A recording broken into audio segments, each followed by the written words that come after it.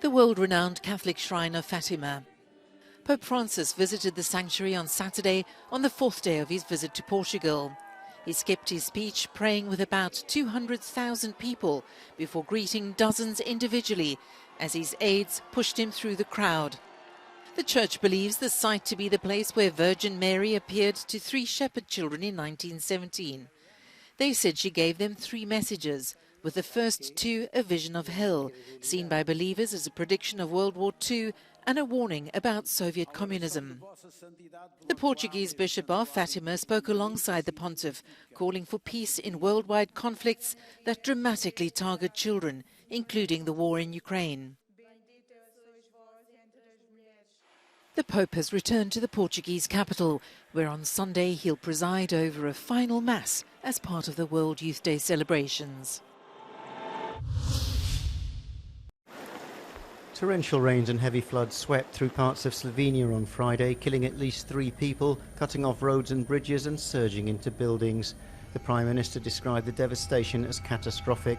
2 of the dead victims are reported to be Dutch tourists. Residents of the central city of Celje were ordered to evacuate as the banks of the Savinja River neared breaking point. Trenutno so prioritete reševanje ljudi, kjer so še ogroženi na poplavnem območju. Druga prioriteta je vzpostaviti prometnice, saj toliko, da pridemo do določenih objektov. The situation prompted the EU's Commissioner for Crisis Management to issue weather alerts in several EU countries for the whole weekend. Heavy flooding has also struck parts of southern Austria as persistent rainfall continues. Emergency services have been working flat out in the districts of Carinthia, Styria and southern Burgenland. New warnings have been issued in the districts of southeast Styria, Deutschlandsberg and Liebenitz. Residents are being asked to refrain from non-essential car journeys and to stay at home. Spanish and French firefighters were still trying to control a wildfire on the Mediterranean coast near their border on Saturday.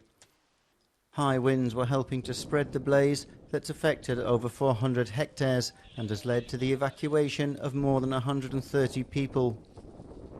The fire broke out late Friday afternoon south of the border town of Portbou, a very touristy area which has a train station allowing connections between the 2 countries.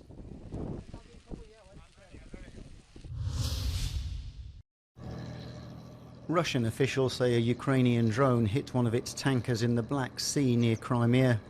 They said the vessel's engine room was damaged in the attack in the Kerch Strait. Writing on Telegram, an official said there were no casualties among the 11 crew members, although a Moscow-appointed official in Ukraine's partially occupied Zaporizhia region said several crew members were wounded by broken glass. The incident, the second sea attack involving drones in a day, briefly halted traffic on the Kerch Bridge, the 19-kilometre link between Russia and annexed Crimea, as well as ferry transport. In other developments, Russian officials said Defence Minister Sergei Shoigu visited a combat zone in occupied Ukraine to inspect a command post and meet senior military officers. He said he was updated on the situation on the front and thanked commanders and soldiers for what they called successful offensive operations in Lyman in eastern Ukraine. Former Pakistan Prime Minister Imran Khan has been arrested at his home in the eastern city of Lahore. It's the second time the popular opposition leader has been detained this year. Earlier Saturday, he was convicted by a court over corruption allegations and handed down a 3-year prison sentence that could see him barred from politics. Khan denies the charges and says he will appeal. Since he was removed from power in a no-confidence vote in April 2022, Khan has been slapped with more than 150 legal cases. Archaeologists in Serbia are rushing to preserve the skeleton of an ancient Roman ship found in a large coal quarry that was excavated by miners. This is the second time a discovery like this has been made in the area since 2020. Previous findings suggest the ship may date back as far as the 3rd or 4th century.